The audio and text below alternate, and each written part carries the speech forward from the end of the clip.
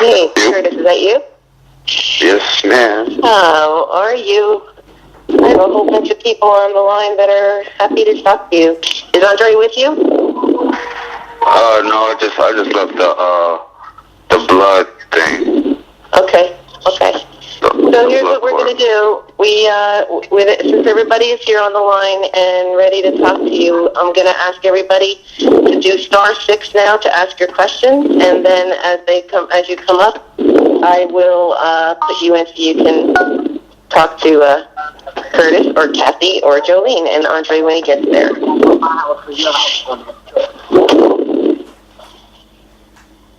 Lem, are you there?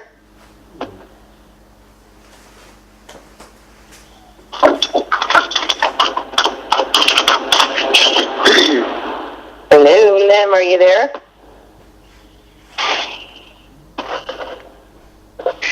Is anyone trying to press *6?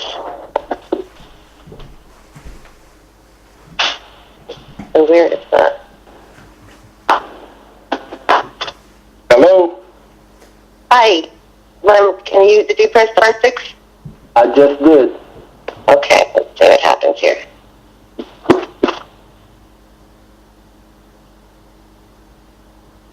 Curtis, can you hear Lem? If you want to say something now. Hello? Yeah. Okay. Lem, why don't you ask your question since the Q&A is not showing up? Yeah, I guess my first question is, now that you're at middleweight, Kathy seems to have an ambitious schedule for you. Within a year, she thinks she'll be fighting for a title. Is that realistic, do you think? Anything is realistic. I just got to keep doing what I'm doing, which is winning. So anything is realistic. As long as I'm getting there doing what I got to do, she going to make it happen. Is there any particular, talk about the difference between being at, why you get to the meat, or why you drop from super middleweight to middleweight? Say it again, you was breaking up. What was your reason for dropping the weight to middleweight? No reason, just felt like dropping. I don't really have to, there wasn't really no reason why I dropped to 60. I just was training all for 2 years, I made 60 very strongly, so I just decided to move down.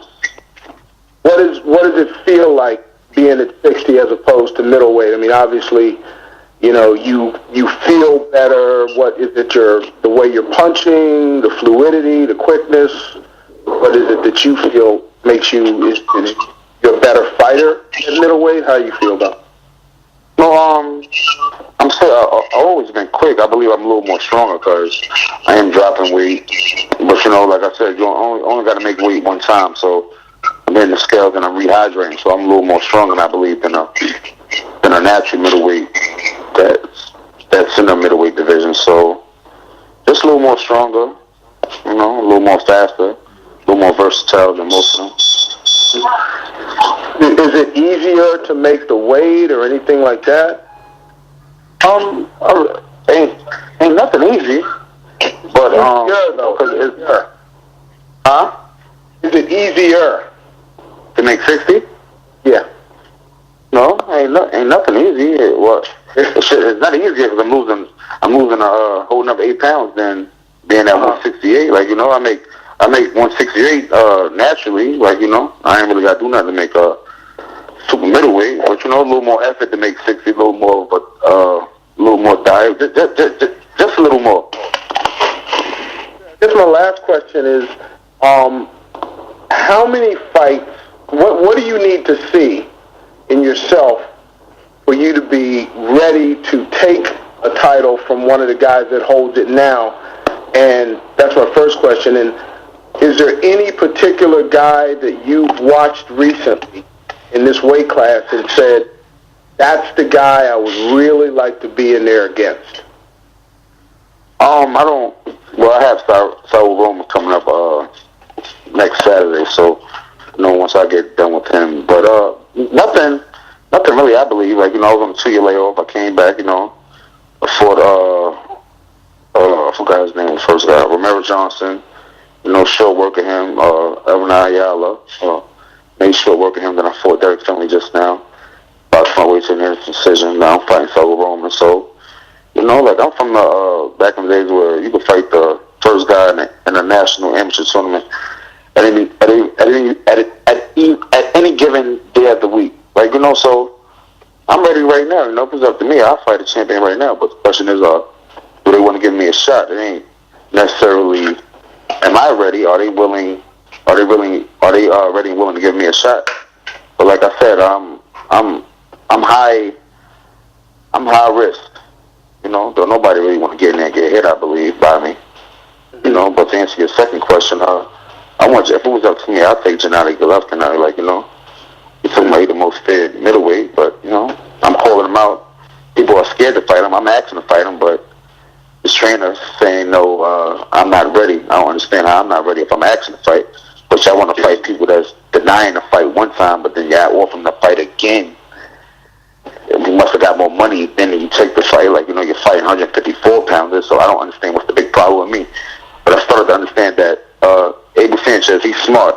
He knows how to put Gennady in there with me because, he's going to get his first loss ever in his career, and he's going to get knocked out with that loss. Why are you the guy to do that? Tell me what about your skills you feel mesh so that would be result in that fight. From what I've seen, Gennady likes to fight. I like to fight too. He's a power puncher. I'm a power puncher. Why not? I'm strong. I have a lot of knockouts. And I have one punch knockout power. Curtis, thank you so much for taking my questions. I really appreciate it. Good luck. Thank you. Bob, you can put that fish inside that one for me, please? Yeah. I'm on a conference call. I'm just relaxing. They probably cut up that avocado? I don't know. Really, Kurt? Huh? Well, really?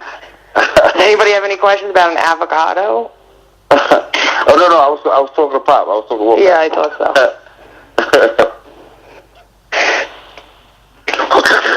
It's just crazy.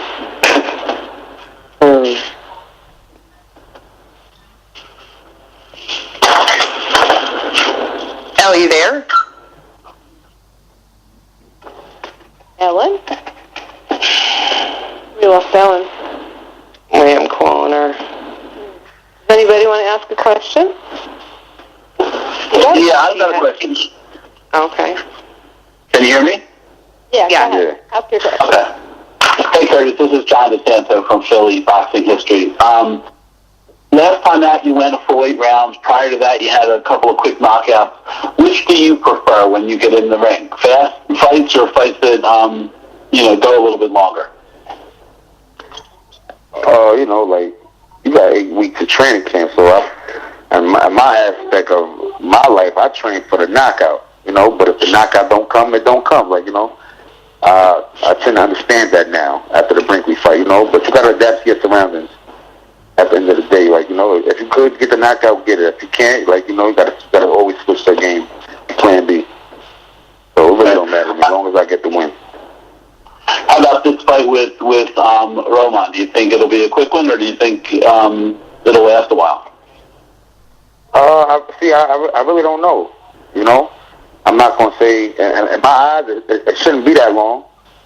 Cause I watched a couple tapes on him. He goes down if he get hit good. I noticed that he goes down, but some way somehow he gets back up, and he fights. So, but like I said before, he's never fought, I believe, anyone with the power that I have. So we shall see. The way I see it, I touch him, he go down. He may not get back up, but if he get back up, I'm a finisher. So it's over for his ass. I got you. Now, just to go back to the division a little bit, you talked about Golovkin. You're in a really hot division, a lot of stars, a lot of great potential fights for you. And I know you're focused on this fight, but just personally, you must get excited when you think about it. Think about all the prospects that you have and all the possible fights. I mean, you could go so many different directions, and every one of the fights is a big fight, either at the top or even, some of the top contenders. Do you find yourself thinking about that when you're not in camp and focused on one particular fighter? See, like the way my mind works, like my mind is always it's always working. So I brainstorm a lot. So, so even though I have that whole moment, like this upcoming task, like I still brainstorm and think about the other people because, after Saul, I gotta always determine what's gonna be next, so I feed off of that. Like, all right, boom, I get past Saul, I may have a title shot next. So I always keep that in the back of my mind that once I get past him, it's game time. All right, and then all these guys are fighting on TV, so when they're on, you find yourself watching. Like next weekend, there's IBF. Title fight. You find yourself, or not next week, but in a couple of weeks, you find yourself, watching fights like that and just thinking, boy, before long I'll be in there too. Yeah. Sometimes I may go to the fight. Sometimes I may watch it on TV. I mean, I find myself I can't wait till it's me. But I just gotta wait my turn. I just gotta wait. I gotta wait. Even though I'm anxious to get it, but I gotta wait. I believe it's not gonna go on my time. I see, so if it was a win on my time, I probably would have had the shot already. But so I gotta work. They're the champs, they determine who they want to give the shot to. So I just gotta wait, and hopefully they give me a shot. Okay. All right. Thanks. Good luck. That's all I have for now. Thanks.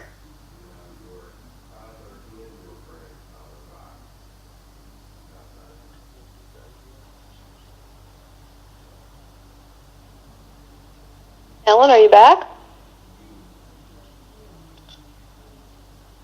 Okay, no Ellen. Anybody else have a question? Guys, speak up. I'm good. Go ahead. Anybody? No, I'm good. Oh, I'm sorry. Are there any other people on the line who Come here, Salad. Hello? Yes? Did somebody say something? Ellen? Ellen's not Hello? here. I don't know. We're having technical difficulties with this call, apparently. Ellen's not here. Okay. How you doing, baby? I'm doing fine. How are you, Kurt? Just left from sparring. I'm cool. Oh, that's good. We're all very excited about this. Oh, there you go. Somebody? Speak. Take a salad for me. Big man salad. Somebody ordering a salad? All right, it's Jolene. I just got disconnected. Ellen's texted me. I don't know if there's any other questions. If anybody has a question. Yeah, we've been asking. Nobody seems to be speaking out. No, but there's like 13 people on the call. That's why I'm... Yeah, there's people there, but it's the way it's set up. We call into a different access. That's what I'm going to try to get Ellen, so just hold tight. When I just called in, it said there's 13 people. So It's not like it's just 3. Okay, can you hear me? There you are. Welcome back. Oh my God, this is website's making me crazy today. So, David, are you still on the call? Yeah, I'm here. How are you? Okay, go ahead. Why don't you ask your question?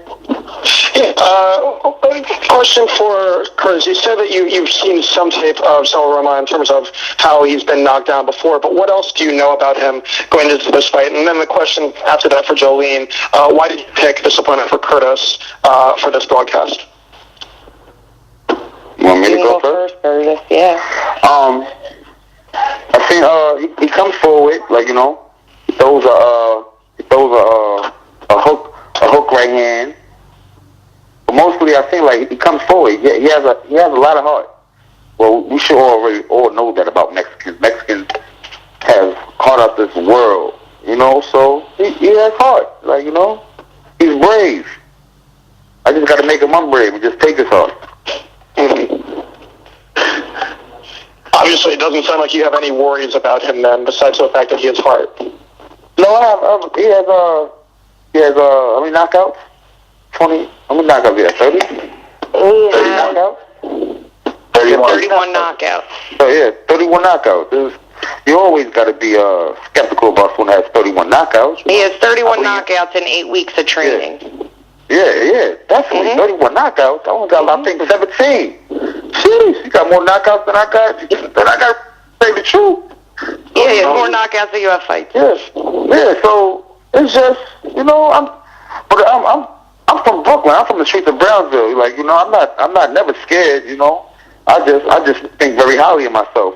But, come next Saturday, he got to get in there with somebody that he never been there before with, and I have explosive power. Like, like I said, I've seen tape submit down. I've seen tape as he done got up and knocked people out.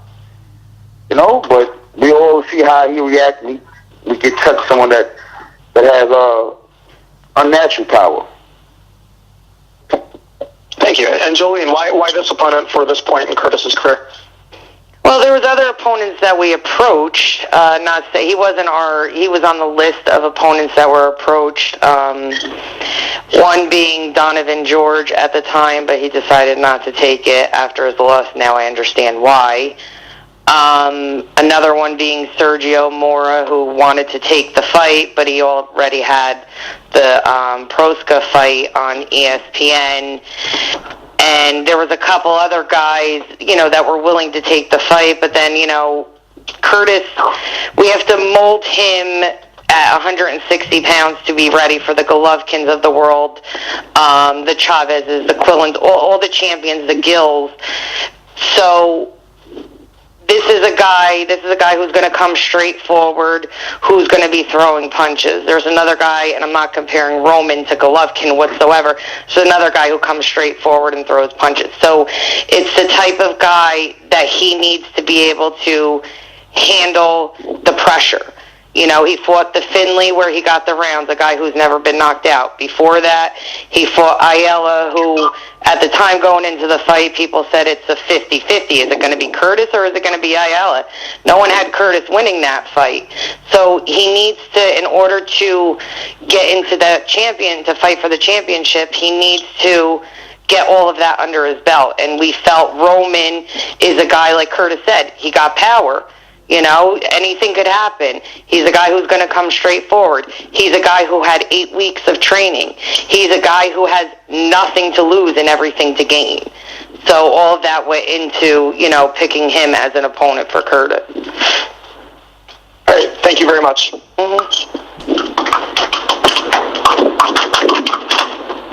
George, are you there? I'm here. Okay, go ahead. Well, the first question is Jolene. She kind of answered the question. My question is going to be, why pick a guy like Finley for Curtis Stevens? You kind of answered that, but so a follow-up question to Curtis would be, what did you learn from that fight? Did you think it was a tougher fight than you expected? Did you maybe overlook your opponent a little bit? Just talk about that fight. No, I see everything. I never overlook an opponent. But, Finley, I believe Finley, he came to win, but at the same time, he didn't really come to fight, in my eyes.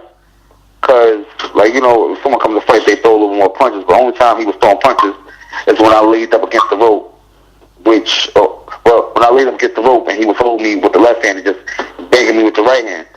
So in the aspect of me sitting there, I was looking to catch him cleanly, but his cup was always to his damn chest.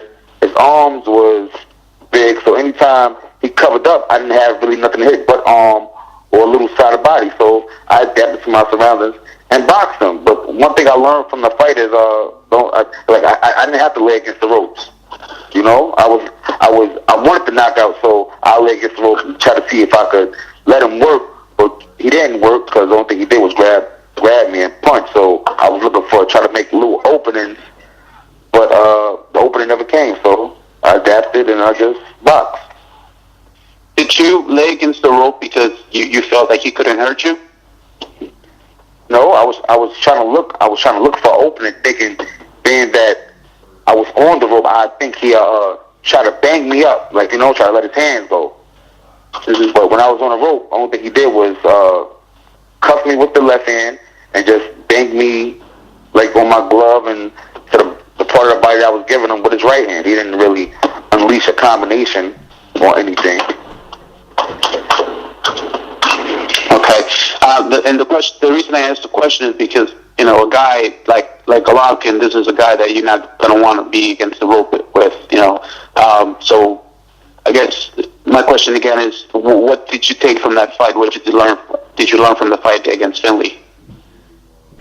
Well, like I said, I didn't have to be on the rope, but at the same time, every fight is different. Sometimes you can be on the rope, and like I said, I was on the rope to see if he would open up. You understand what I'm saying? But he didn't open up. He just grabbed me and just banged me with the right hand. So if I sit on the rope with the left hand, he'll open up. Most likely he'll get caught. So each fighter is different. Some fighters will open up, some fighters wouldn't. So to each his own. Every fight will be different. Okay. Well, speaking about a different fight, so what kind of fight can we expect against Saul Roman? What have you seen on video? What kind of how do you think this fight will play out? He comes forward. He likes to fight. In my eyes, he likes to fight. He likes to bang him, get banged back.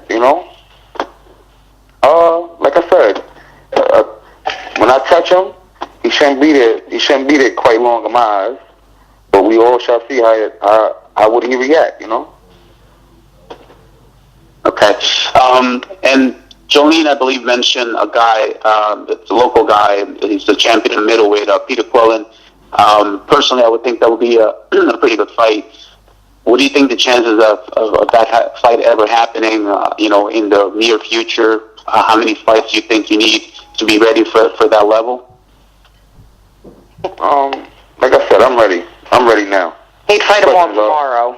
Are they willing to sign a contract? Once again, this has nothing to do with me. This has nothing to do with me. Will I fight them, or am I ready? Are they ready to fight me? They're the champ. I'm just someone just coming to take the belt. So now, like I said, if they feeling froggy, have them weak. Sit their ass back down. But I don't think none of them are feeling too froggy, as you can see right now. This is Kathy. Ellen, because we're having a technical difficulty, said if any of you are having trouble, text if you can't be heard to ask a question, just text it to Ellen, and then she will call on you. And also, this is Kathy. Curtis is fabulous because he will absolutely fight anyone at all. So our job as the promoter is to evaluate when we think you're ready. And when that opportunity comes to build him to the point where when that opportunity comes, he'll be well compensated. So August 3rd is going to tell us a lot more. Every fight tells us more about how ready he is and to get there, but we have a complete 100% confidence he will get there. But the obstacle is Saul Roman right now, because if he doesn't get past him, all that goes away. So we encourage him to focus on this fight, and we will talk about what's going to happen after the August fight is over. Hello, thank you very much for the question I have. Hello, with that? Hello. Okay, go ahead. Hi, this is Andre Rozier. I know I want to talk to you. Andre! Andre's joined us. Did anybody have any questions for Andre, the trainer? Is there any particular, talk about the difference between being at, what gets to the meat of the matter, why you dropped from super middleweight to middleweight? What was your reason for dropping?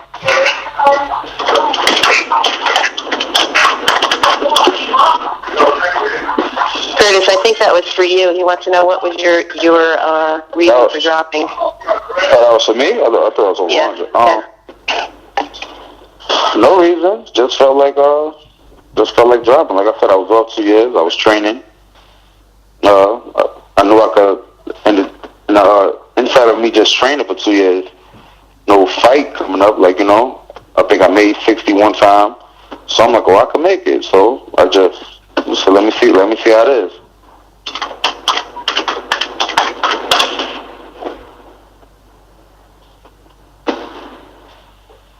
George, did you have any other questions? Because I think we got you cut off a little bit.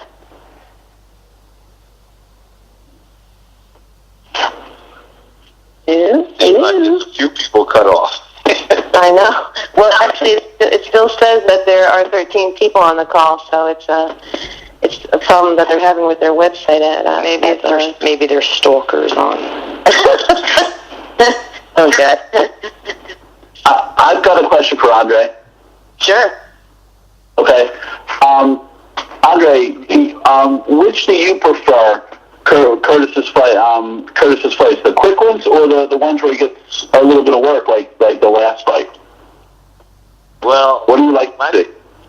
My theory on boxing is, especially professional boxing, is there's no overtime in this game. The least amount of time spent in the ring is the reverse of the longevity in your career. So if you can get in and get out, it makes it a little bit better than having a 10-round war.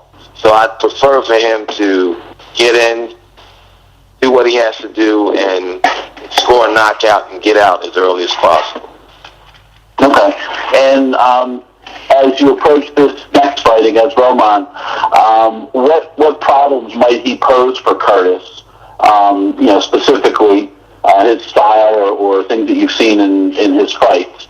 And how do you see the fight going? Do you think that will be an overtime fight or a fast one? Well, actually, from what I've viewed on some of his fights on tape and on YouTube, he's a straightforward, come-at-you type of fighter, and that should play right into Curtis's hands. He's going to come right to him, and if it all works out the way it's supposed to, we should see another Elvin Ayala type performance. Okay. All right, good. That's all I had. Thank you. Good luck. You're welcome. Thank you. All right. I guess that since I'm not getting any other texts and I'm not hearing from anybody else, unless someone else can tell me right now that they have a question, I think we're good. And then I'll say this too, just in case there's people that can't be heard. If you do have a question that wasn't answered here, although I think we covered a lot of ground, if you do have a question that wasn't answered here, send me an email and I will get on the phone with Andre or with Curtis and ask them. Well, hang on 1 second though. Okay, yeah, no, we're good. So thank you. Sorry for all the conference call confusion here, but I think, Curtis, you had a lot of good things to say, so thank you. Could have been a little bit more peppy, I'm just saying. He trained hard today. I don't give him no credit. Oh, come on, I do. Hey, makes you work harder on the next one. Do you have anything you want to add? Well, at least to argue. No, we'll talk privately later. Kathy, any closing statements? No, just everybody. We've been told that they're opening up new sections in the arena. We're going to send out some information about that shortly, but tickets are going extremely well. We expect a packed house. It's going to be a great day. So everybody tell your viewers to come or watch. It's going to be a wonderful show. Now that'll be on Curtis's Twitter in 2 minutes. There you go. Here you go. I haven't been really. No, I've been checking. I haven't seen nothing. Instagram is only 2 pictures so far through camp. I love it. Yeah, Wolcott didn't know how to take pictures, man. I can't have no table pictures. I love it. All right. Thank you, everybody. Thank you. Thank you. All right. Bye. Welcome. Bye. Bye-bye.